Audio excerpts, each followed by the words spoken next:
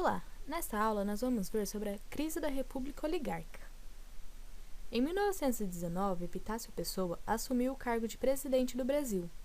Logo após a posse, fez empréstimos para promover uma remodelagem do centro do Rio de Janeiro e para construir ferrovias, açudes e barragens no Nordeste para tentar combater a seca. Em seu governo, o decreto que bania a família real do Brasil foi revogado, e os restos mortais de Dom Pedro II e da imperatriz Teresa Cristina foram trazidos para Petrópolis, no Rio de Janeiro. Em 1920, foi criada a primeira universidade do Brasil, a Universidade Federal do Rio de Janeiro, UFRJ.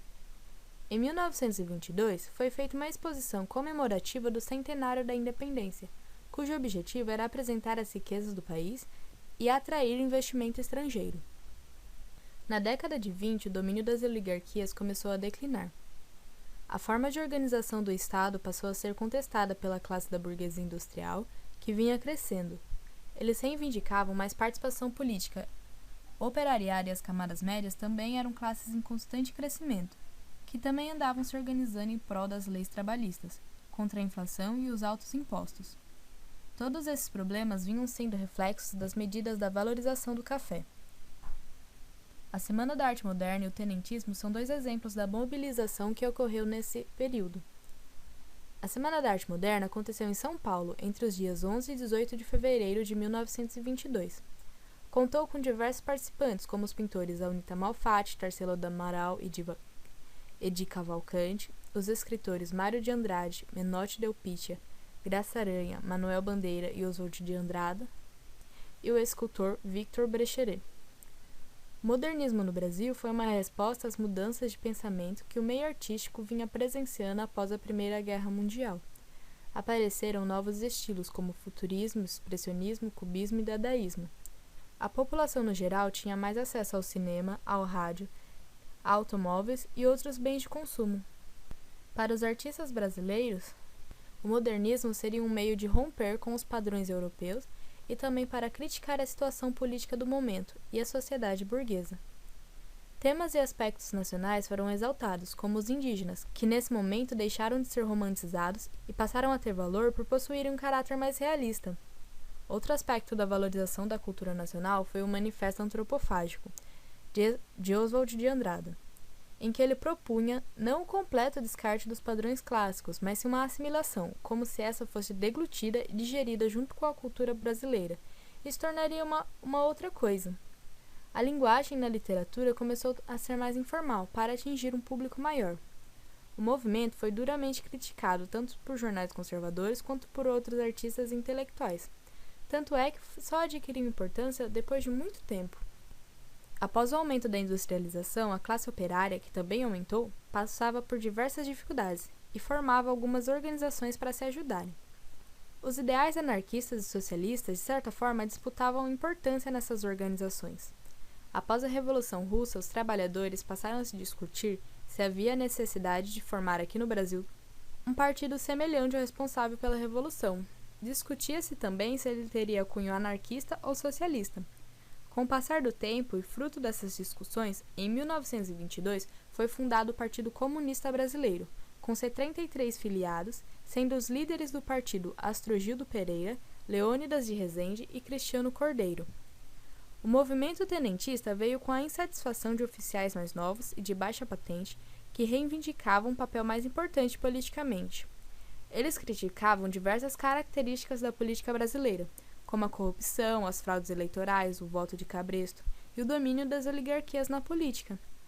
O movimento, apresentado por eles como uma missão salvadora, defendia o voto secreto, a reforma do ensino, o fim da socialização das perdas que acontecia na política de valorização do café, a autonomia do judiciário e a defesa dos recursos naturais.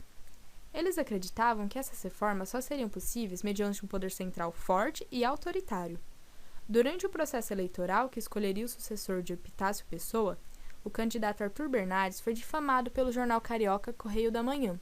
O jornal tinha publicado diversas cartas que teriam sido escritas pelo candidato, que ofendiam os militares e também Hermes da Fonseca, presidente do clube militar. Apesar de desmentirem a autoria das cartas, Arthur Bernardes não teve apoio dos militares ao tomar posse do cargo, e nem durante a presidência. Prova disso foi a revolta do Forte de Copacabana. Ainda no período das eleições, os militares pernambucanos fizeram um levante contra as oligarquias locais. O Marechal Hermes da Fonseca acabou sendo preso por 6 meses por ter apoiado o levante. Em resposta, o movimento tenentista se manifestou. Em 5 de julho de 1922, sob o comando do filho de Hermes da Fonseca, Euclides Fonseca, o governo reagiu rapidamente e conseguiu conter a revolta em outros quartéis, menos no Forte de Copacabana, que contava com a presença dos principais líderes do movimento, o tenente Siqueira Campos e o capitão Euclides da Fonseca. Euclides acabou sendo preso e os homens que restaram, comandados por Siqueira Campos, decidiram-se por enfrentar as forças do governo. Dos 18 homens que lutaram, apenas 2 sobreviveram às trocas de tiro, o tenente Siqueira Campos e Eduardo Gomes. O governo de Arthur Bernardes foi marcado pela constante instabilidade política, que fez com que o país ficasse constantemente em estado de sítio.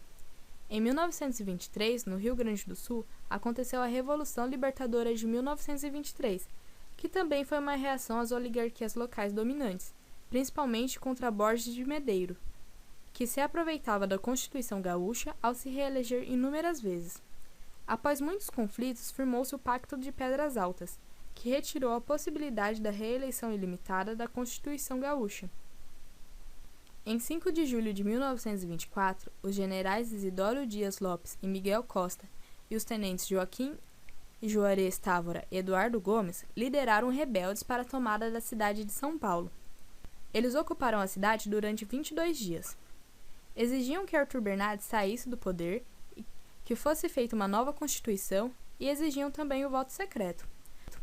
Porém, não conseguiram manter a ocupação e fugiram para o sul.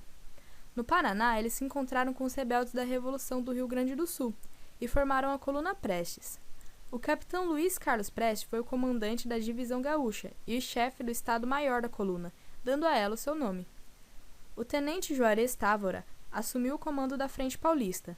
Eles se deslocavam pelo país para combater as forças do governo e das oligarquias e conscientizar a população de que o domínio oligárquico era danoso e de que era preciso derrubar o governo de Arthur Bernardes.